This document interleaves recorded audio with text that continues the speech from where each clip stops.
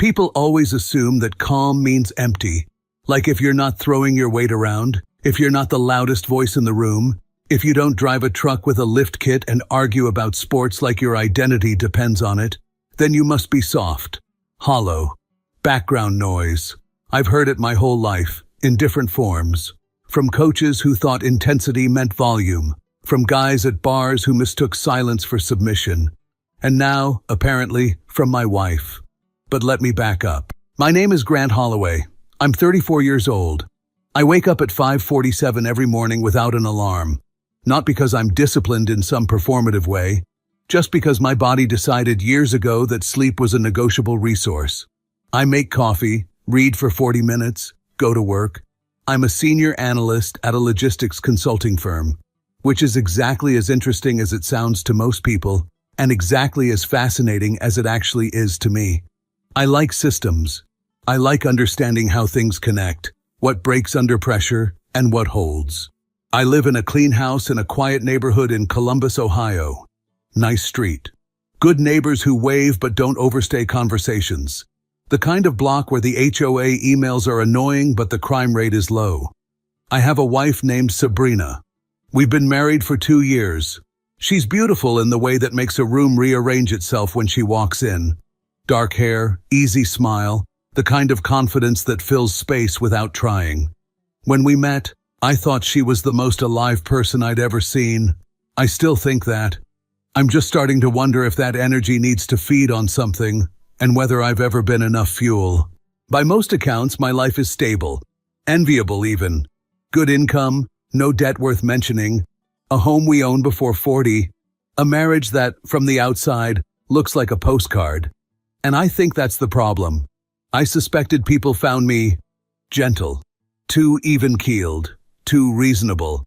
The guy who doesn't raise his voice in arguments, the guy who listens before speaking, the guy who solves problems instead of performing emotions about them. I thought that was a virtue. I was wrong. Or at least, not everyone saw it that way. The first crack came on a Tuesday. I was coming down the hallway, sock feet on hardwood, completely silent, not by design, just habit. And Sabrina was in the kitchen with Lindsay on speakerphone. Maybe Naomi too, I wasn't sure. I caught maybe 8 seconds of conversation before I registered I was hearing something I wasn't supposed to. He's just so soft. Like I love him, but there's no fire, you know? No edge. It's like being married to a cloud, or a doormat. A very reliable, polite cloud. A very comfortable doormat. I stopped. I stood there in the hallway for maybe 3 seconds. Processed it. Then I walked back to the bedroom, sat on the edge of the bed, and stared at the wall. A cloud. A doormat. I've been called a lot of things. Those were new. Here's the thing. I didn't spiral. That's not how I'm wired. I don't catastrophize. I cataloged. Pulled it apart like a sentence in a report. She feels something is missing. She framed it as a flaw in me. She said it to Lindsay, which means it's not a passing thought. It's a consensus opinion being workshopped among her friends. I filed it, noted the variables, and I let it sit. I told myself it was probably nothing. Everyone vents. Marriages have friction. 2 years in is exactly when the initial electricity starts leveling out and people start confusing stability with stagnation. I'd read enough to know that, so I let it go. I probably shouldn't have. 3 days later, I got a call from Brooke. Brooke Dalton is one of Sabrina's friends, the one I actually like. Not in any complicated way, just in the way you like someone who seems to be operating from a different moral framework than the rest of the group. She laughs at things that are actually funny. She doesn't perform opinions. She's the only one in that circle who ever asks me a question and then waits for the full answer. She called from what sounded like a parking lot. Wind in the microphone. Grant, hey, I need to tell you something and I need you to not make it weird. Okay. They're throwing a party at your house tonight, like they're already planning it. Lindsay's idea. Sabrina went along with it. I sat with that for a second. A party. A party. But that's not the part you need to hear. She paused. I could tell she was choosing her words carefully. which is not something Brooke usually has to do. They invited Derek Vance. The name meant nothing to me for about 2 seconds. Then Sabrina had mentioned him once, maybe 8 months ago, an ex, briefly before we met. She'd described him as a phase. The way people describe things they're not proud of, but also not entirely ready to dismiss. Grant, this isn't just a party. I think they want to see how you react. To him, to the whole thing. Lindsay called it a test. I didn't say anything for a moment. I know this is insane, Brooke said. I told them it was insane. Nobody listened. I'm sorry. You deserve to know. Don't apologize, I said. You're the only one in this situation behaving like an adult. She let out a breath that was almost a laugh. What are you going to do? I thought about it, genuinely thought about it, the way I think about anything, not from the gut, but from the full picture. What this meant, what the variables were, what the smartest move looked like from every angle. I'm going to go home, I said. Grant, I'm going to go home, Brooke. Thank you. Really. I hung up and sat in my car for 11 minutes. Here's what I felt, if I'm being honest. Not rage. Not even hurt, exactly. It was more like that specific feeling you get when something you half suspected turns out to be true. A kind of grim, quiet confirmation. Like watching a structural report come back and realizing the thing you thought was load-bearing wasn't. 2 years of marriage, and she wanted to run a test. Fine. I know how tests work. I've taken harder ones than this. There's something I don't talk about much. Not at dinner parties, not with colleagues, not even with Sabrina, really.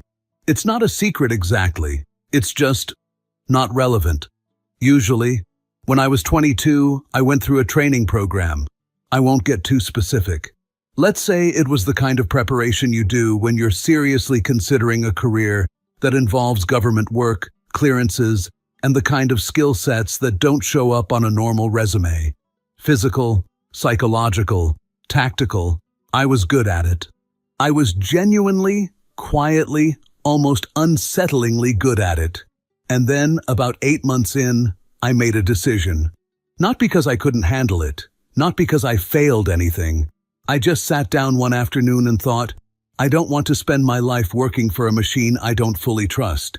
Simple as that. I walked away, filed the paperwork. Nobody fought me on it. I took the skills, left the uniform.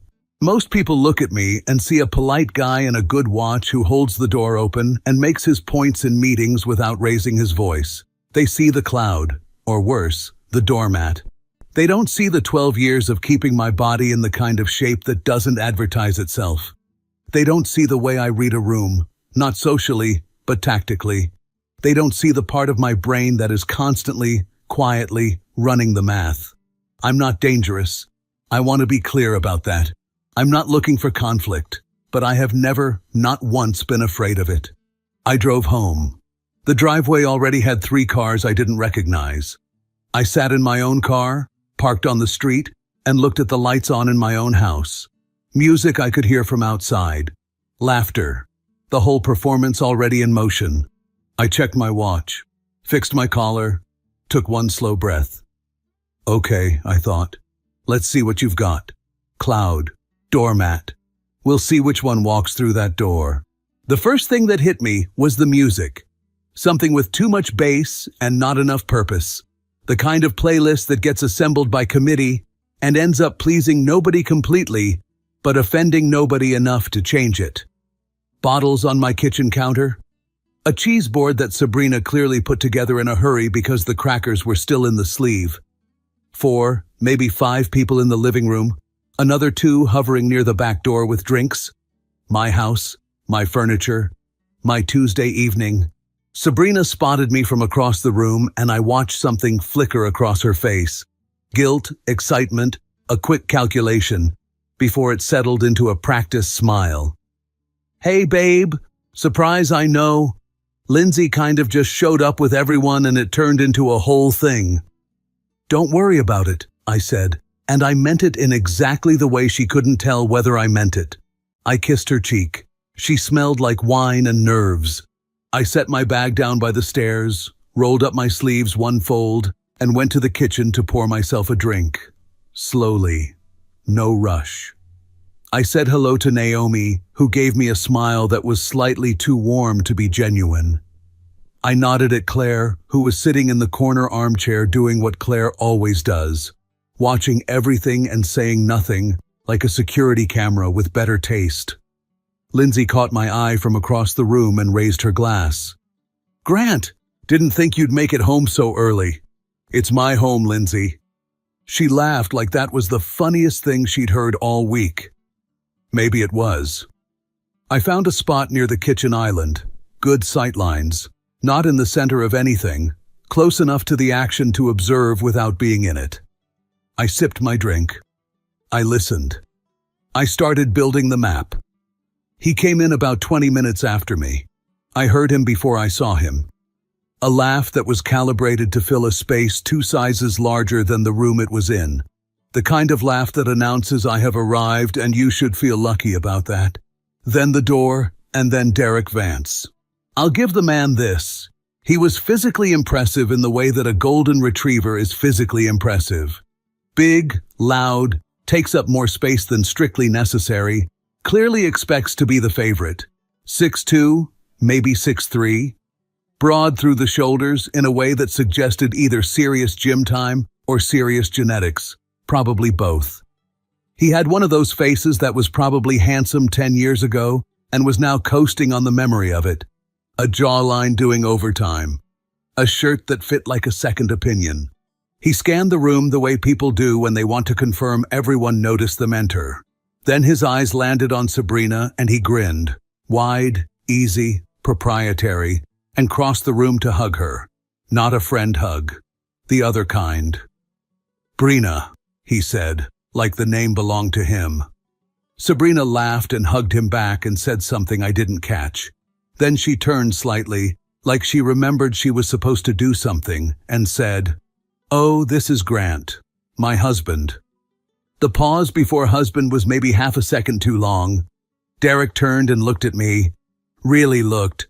The way men do when they're taking a measurement, not making a connection.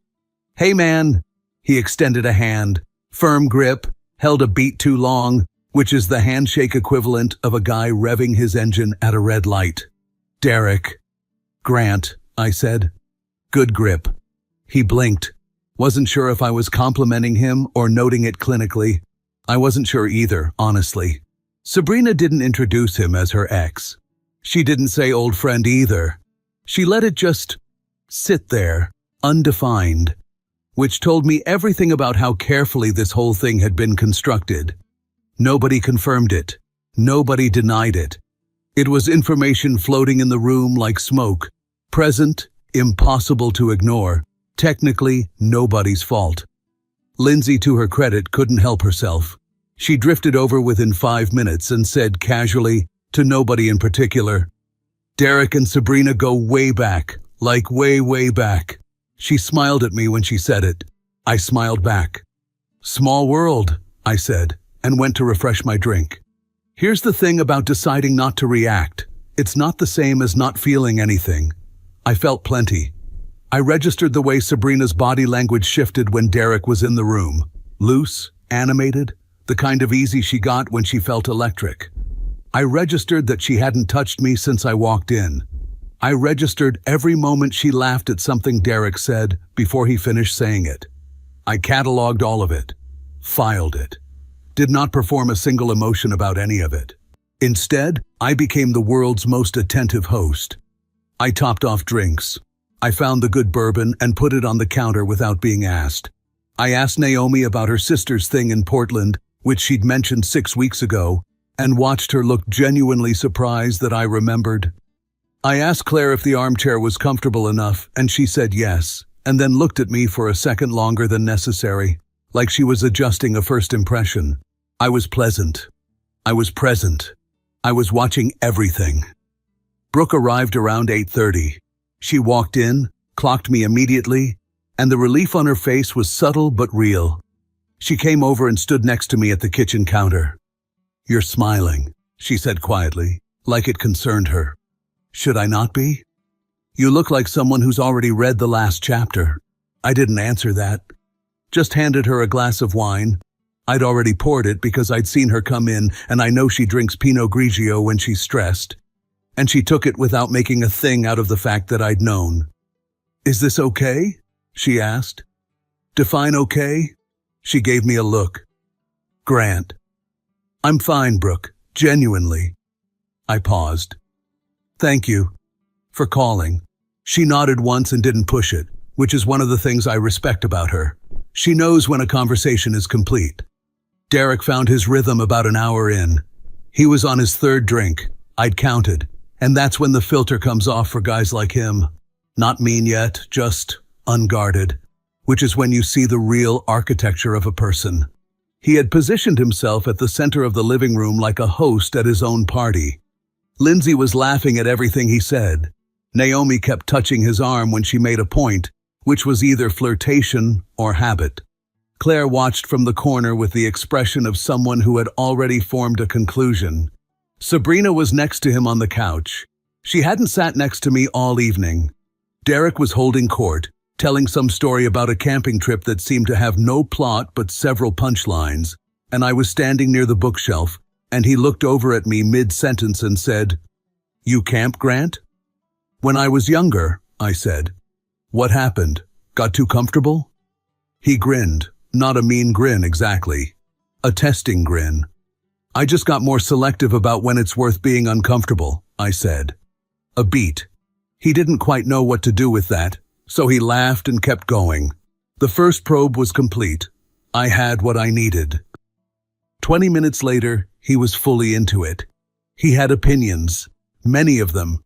He had opinions about the gym, about diets, about how men today had lost something essential that men of previous generations understood instinctively. He used the word alpha without irony, which I filed under confirmed. He said women needed leadership from a man, not partnership, and he said it with the confidence of someone who has never once had that theory pressure-tested by an actual adult woman.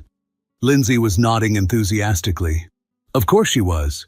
Naomi offered, "There's actually some psychology research on dominance and attraction, like primal stuff."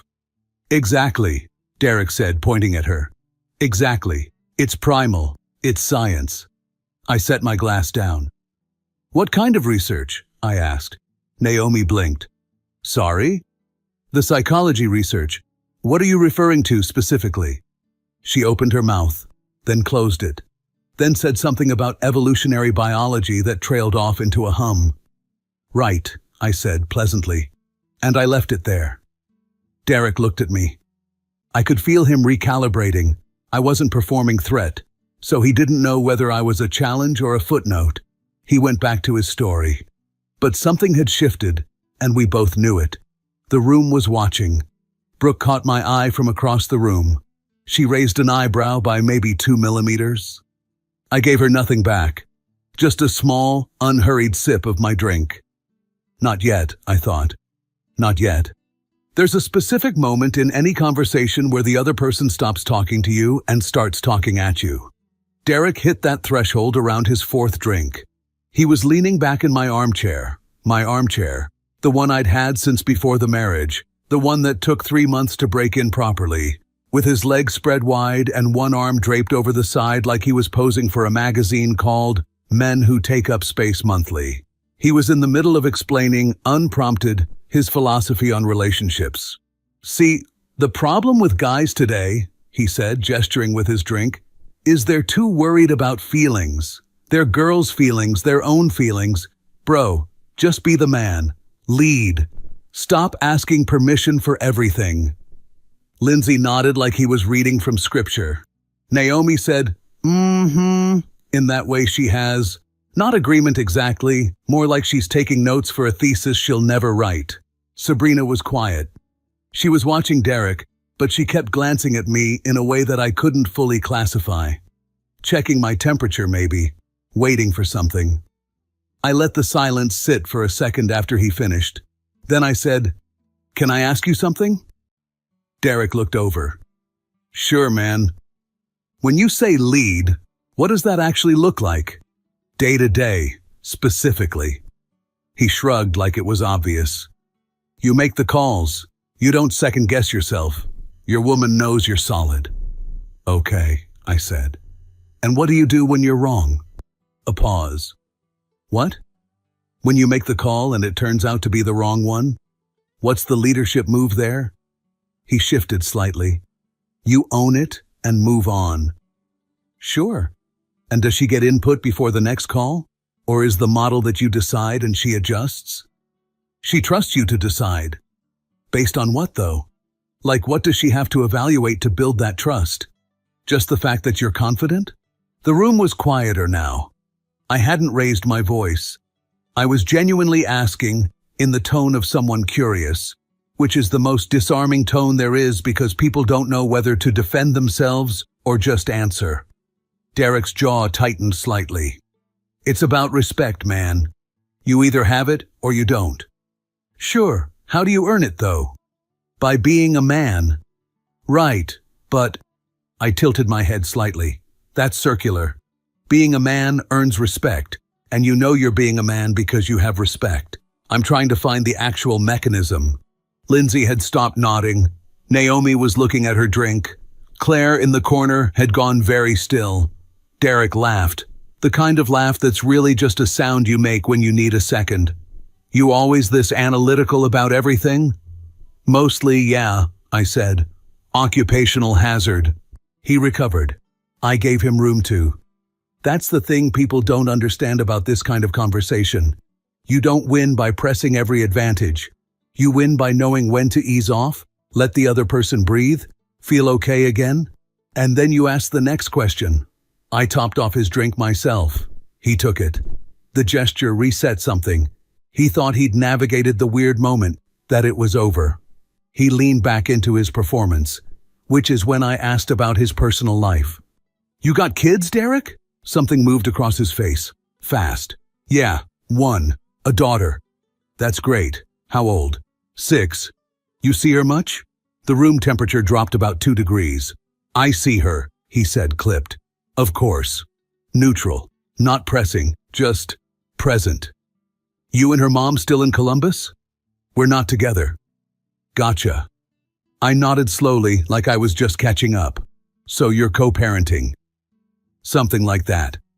That's hard, I said, and I meant it genuinely, which somehow made it worse for him. Doing the relationship thing after a split with a kid involved. Respect for navigating that. He didn't know what to do with sincerity. It was like handing someone a document in a language they almost speak. Yeah, well, he said, I manage. I've got women lined up, so... He tried to make it land as a brag. It didn't. Lindsay made a small sound that was supposed to be impressed and came out uncertain. Naomi looked at the ceiling for a moment. Sabrina, I noticed, had gone very quiet. Nice, I said simply, and took a sip. The silence stretched just long enough to be uncomfortable. Just long enough for everyone to hear what he'd actually said. I have a 6-year-old I co-parent, and my argument for masculine success is that I have dating options. Played back at them in the echo of the room.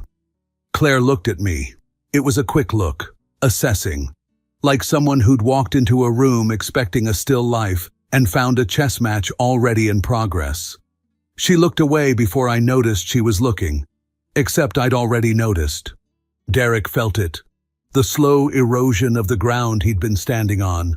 Men like him have good instincts about one thing, when they're losing an audience. And when they feel it, they don't recalibrate. They escalate. He leaned forward. You know what your problem is, Grant? Tell me, I said. You think too much. Women don't want a guy who analyzes everything to death. They want a guy who acts, who's present, physical, real. He said it with complete confidence, gesturing towards Sabrina without looking at her. No offense. None taken, I said. Like, you seem like a good guy. Smart, whatever. But smart doesn't keep a woman interested. You know what I mean? I think I'm starting to. He leaned back, satisfied. He thought that landed. In his defense, it was the best argument he had. That's why I work out, he continued. Discipline, physical presence. Women respond to that, whether they admit it or not. It's biological. How long have you been training? I asked. 8 years, serious, since college. I nodded. What's your deadlift? He told me. It was a decent number. He was waiting for me to be impressed. Good, I said. Consistent program? 5 days a week. Never miss. Nice discipline, I said. And then, very casually, I said nothing else. He frowned. He'd expected either challenge or deference. He got neither. What do you lift? He asked. I don't really track numbers anymore. He laughed. So, nothing serious. Sure, I said agreeably. The thing about a slow burn is that most people don't recognize it until they're already warm. Derek was warm. He just thought he was comfortable. He'd been chipping at me for 20 minutes. Not viciously, but steadily. Little comments. Guys like you, office types. Too much in your head. He touched Sabrina's shoulder twice in that window. Drifted into her space in a way that was technically just friendly and practically a statement. Sabrina let it happen. Each time, I made a small internal note, added it to the file. The file was getting thick. Brooke had moved to the kitchen. I could feel her not watching, which is different from not paying attention. She was giving me space and staying close enough to matter. I appreciated that more than I said. Lindsay, meanwhile, had gotten bored of subtlety. Derek, tell Grant about that time you stopped that guy outside the bar, she said brightly, setting something up. Derek grinned. The story was exactly what you'd expect. A confrontation. A guy who'd backed down. Derek as the immovable protagonist. He told it well. I'll give him that. Good pacing, punchy ending. When he finished, everyone laughed. He looked at me. What would you have done? He asked. In that situation? Yeah. I thought about it for a genuine second. Probably talked to him first. Figured out what he actually wanted.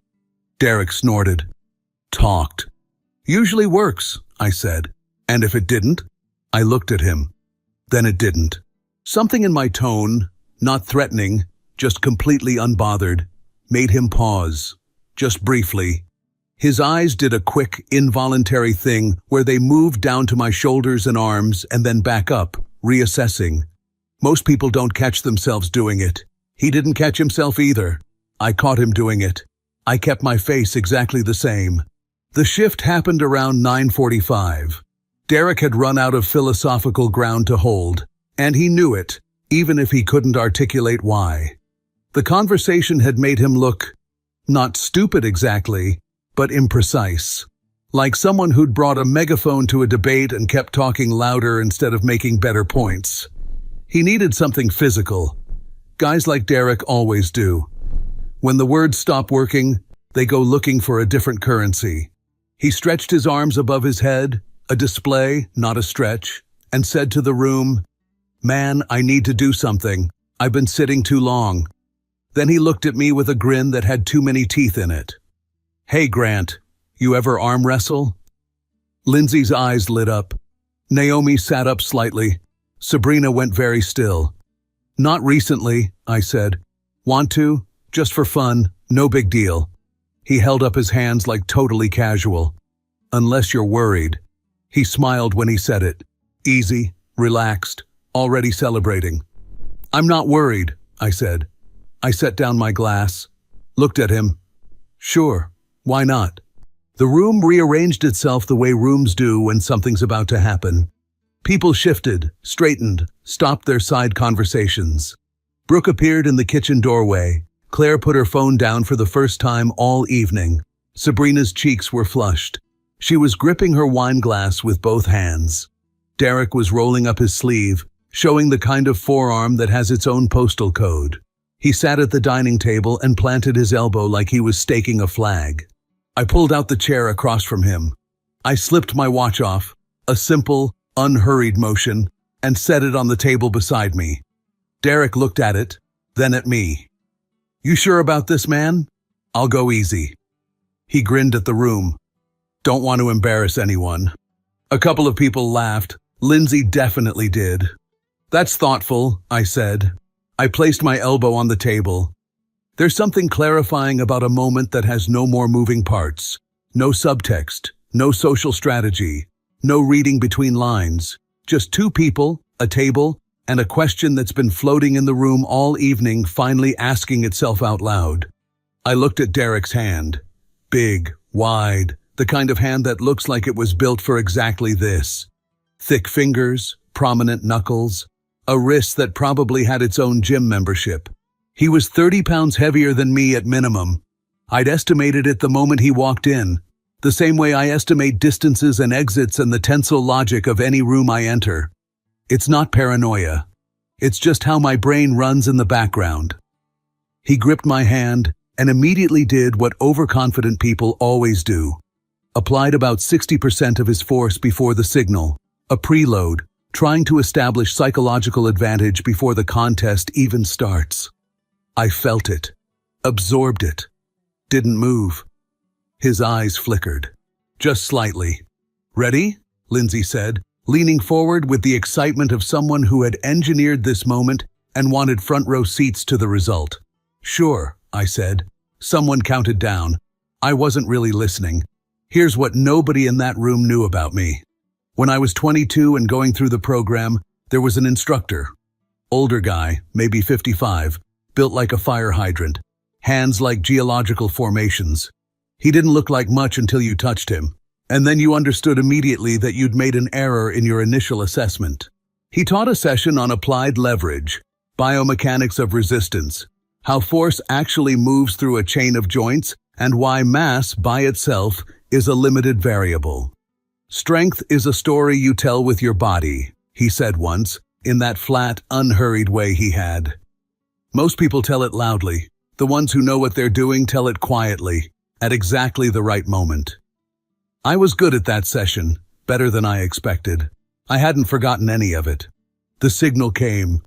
Derek engaged. Full commitment. Immediate. The way a guy does when he's certain of the outcome and wants to end it fast so everyone can applaud him. I let him move my hand about 15 degrees. That's the first thing people don't expect. When you don't resist the initial surge, when you absorb it instead of fighting it, they read it as weakness and they push harder. They overcommit. They lean in. They let their shoulder drop. They sacrifice their base for their momentum. Derek leaned in. I felt his mechanics shift. His elbow lifted a fraction. His shoulder rotated past optimal. His grip tightened in a way that actually reduced his effective leverage. He was strong. Genuinely, impressively strong. Under normal circumstances, against a normal opponent, this would have been over in 4 seconds. These weren't normal circumstances. I repositioned my wrist by maybe 10 degrees, changed the angle of engagement, applied pressure not against his force, but perpendicular to it, redirecting the chain. His momentum had nowhere to go. I felt him recalibrate, try to find the wall he'd been expecting. There wasn't one. Just that quiet, steady, completely unmovable resistance that has nothing to do with how much you bench and everything to do with how well you understand the geometry of the thing. He pushed harder. I didn't. I just held, like something that had been there a long time and wasn't planning to move. The room started to notice. It had been maybe 8 seconds, which doesn't sound like much, but in arm wrestling, 8 seconds is a geological epic. By that point, Derek should have been celebrating. Instead, he was red in the face. Not the healthy pink of exertion, but the dark, unhappy flush of a man who has publicly committed to an outcome that isn't happening. I heard Lindsay make a small sound, not a laugh, something more confused. Naomi had both hands over her mouth. Brooke, in the doorway, was very still. Sabrina. I glanced at her for exactly 1 second. Just one. She was leaning forward, both hands wrapped around her wine glass, knuckles slightly white. Her lips were parted. She looked like someone watching a movie that had taken an unexpected turn, and she was no longer sure she understood the genre. I looked back at Derek. His jaw was clenched. A vein along his temple had become a visible structural feature. He was making a sound that wasn't quite a grunt. Something lower, more private. The sound a man makes when he's spending currency he didn't know he was going to need. "Take your time," I said, quietly, almost gently. His eyes snapped to mine and I saw it. The exact moment a man stops being confident and starts being scared. Not of losing, of what losing means, of the whole narrative he'd walked in with, the whole architecture of the evening suddenly showing its weight-bearing walls. I exhaled slowly, rotated my shoulder by a fraction, changed the fulcrum, and then I put his hand down, not fast, not dramatic, just down. Steady and inevitable, like a door closing. His knuckles hit the table with a sound that was louder than I expected, which meant he'd been fighting it until the very last degree. The silence lasted maybe 2 full seconds. Then everyone exhaled at once. Claire said nothing, but she was looking at me with an expression I can only describe as recalibration, like she'd been running a model, and the output didn't match the prediction, and she was quietly updating her assumptions. Naomi said, "Oh my God." Lindsay said nothing, which was the most surprising thing she'd done all evening. Brooke, in the doorway, looked at her wine glass and took a slow sip and said nothing at all, which meant she was either very pleased or very emotional, or both. Sabrina made a sound, barely audible, somewhere between a breath and a word, and then pressed her fingers to her lips. I released Derek's hand. I picked up my watch from the table and put it back on, buckled the strap. One motion, unhurried. Derek sat there for about 4 seconds. Then he stood up. Too fast. The chair scraped back hard and he grabbed his drink off the table, took a long pull from it, and set it back down with more force than the glass deserved. "Good grip," he said, flat. The compliment I'd given him at the door returned with interest. "Thanks," I said. He rolled his sleeve down. He was trying to look composed, and he was almost managing it, which I respected in a technical sense. Then Lindsay said something. I didn't catch it, just the tone, something light and slightly pointed, and Derek's composure cracked at exactly the wrong moment.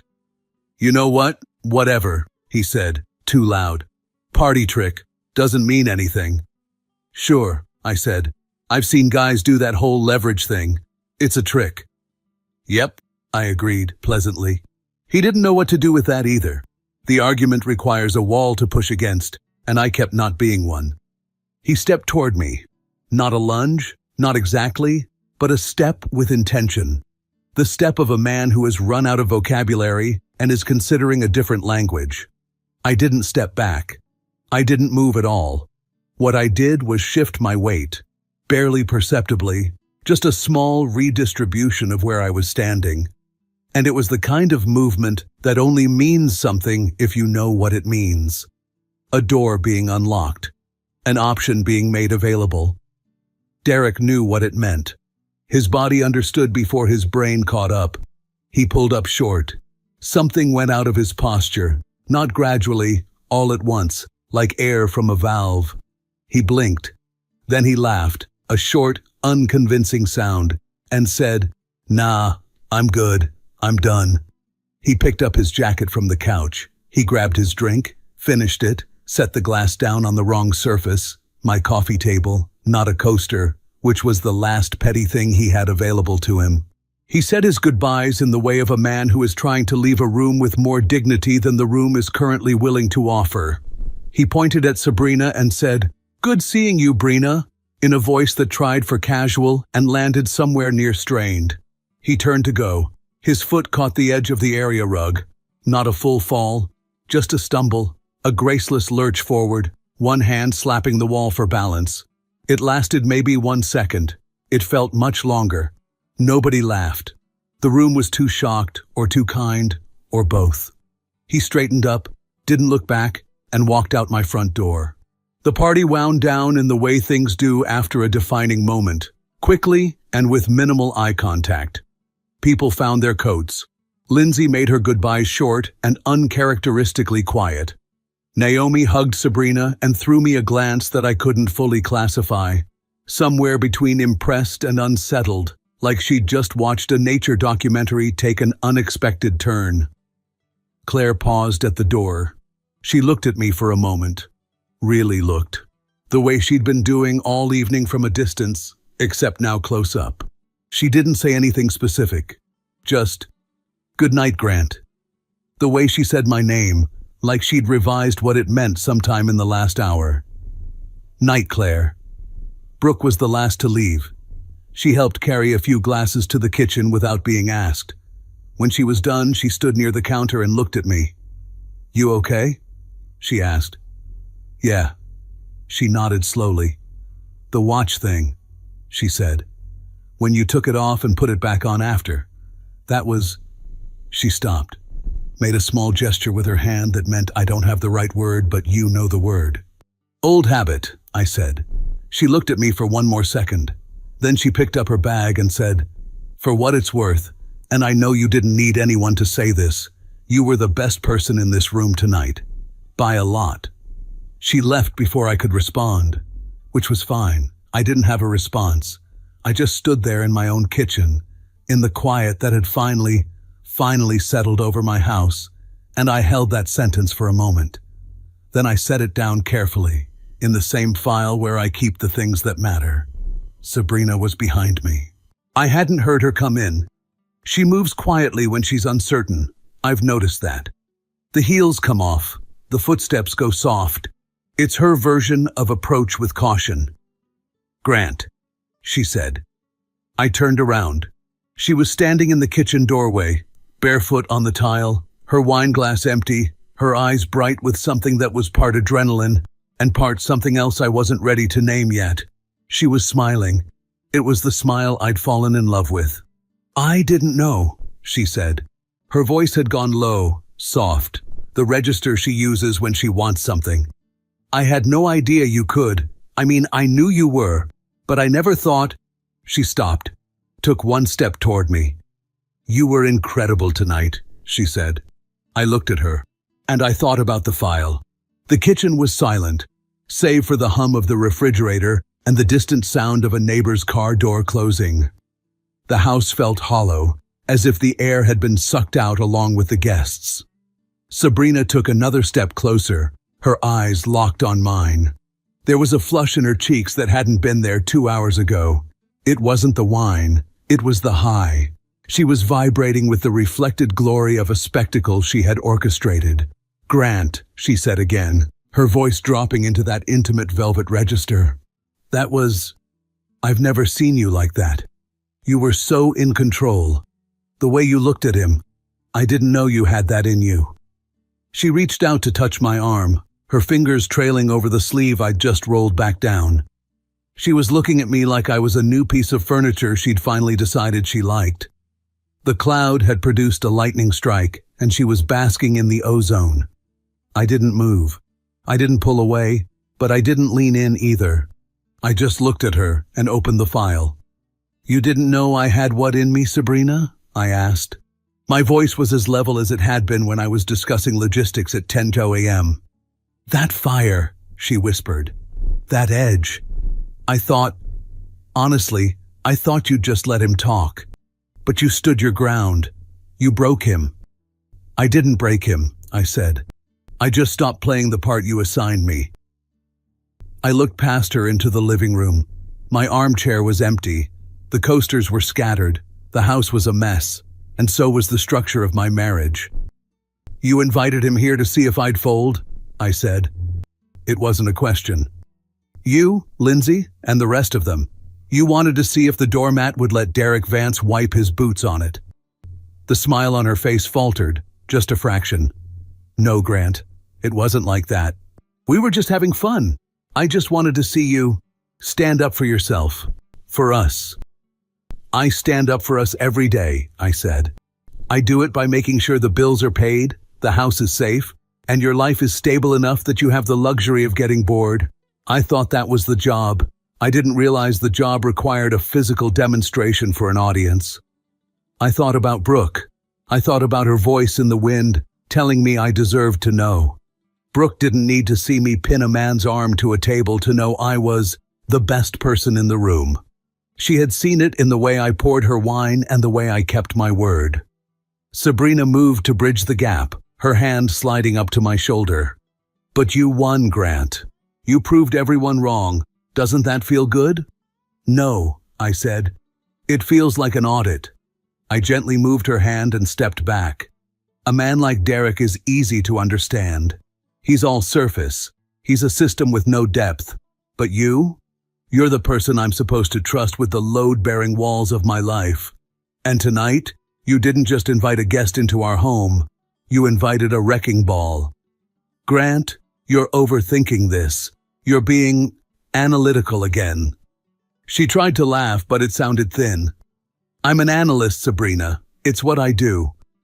I walked over to the counter and picked up the keys I'd set down hours ago. I looked at the kitchen, clean, modern, exactly the kind of place a comfortable doormat would live. Where are you going? She asked, the adrenaline finally starting to leak out of her voice, replaced by a sudden, sharp edge of fear. I'm going to stay at a hotel, I said. I need to run the numbers on this. I need to see if there's anything left in this structure that hasn't been compromised. Over a party? Over Derek? Over the fact that my wife thinks a quiet life is a defect, I said. I walked to the front door. I didn't look back to see her standing barefoot in the kitchen. I didn't need to. I already had the data. As I pulled out of the driveway, I thought of Brooke's face in the doorway. I thought about the kind of woman who values the person behind the calm, not just the storm that follows it. I drove through the quiet streets of Columbus, the engine humming, a steady, controlled, and completely reliable sound. The test was over. Everyone had passed except the person I needed to. The divorce wasn't a battle, it was a liquidation. Sabrina spent the first month oscillating between tearful apologies and frantic justifications. She tried to frame the party as a wake-up call that had simply gone wrong, promising there would be no more games or tests. But I'm an analyst. I look at the data, not the sales pitch. Once you realize the person who should be guarding your back is actually the one setting the traps, the system is compromised beyond repair. I didn't want to spend the next 30 years wondering which Tuesday would be the next performance. Trust isn't something you can patch once the structural integrity is gone. I didn't argue. I didn't perform a scene. I just filed the paperwork and moved into a quiet space where the only noise was the kind I chose. A few weeks after the final papers were signed, I sat in my car and looked at my phone. I thought about the night of the party. Not the arm wrestling or the posturing, but the woman who had stood in a windy parking lot just to make sure I wasn't walking into a room blind.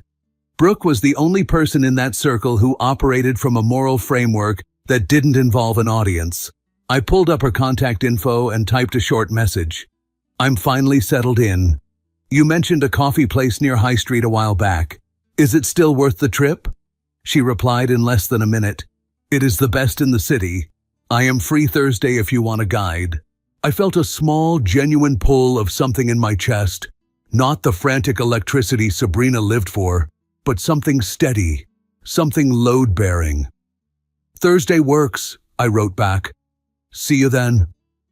I put the phone down, checked my watch, and headed home. No alarms, no surprises. Just the quiet confidence of a man who finally knew exactly what he was building.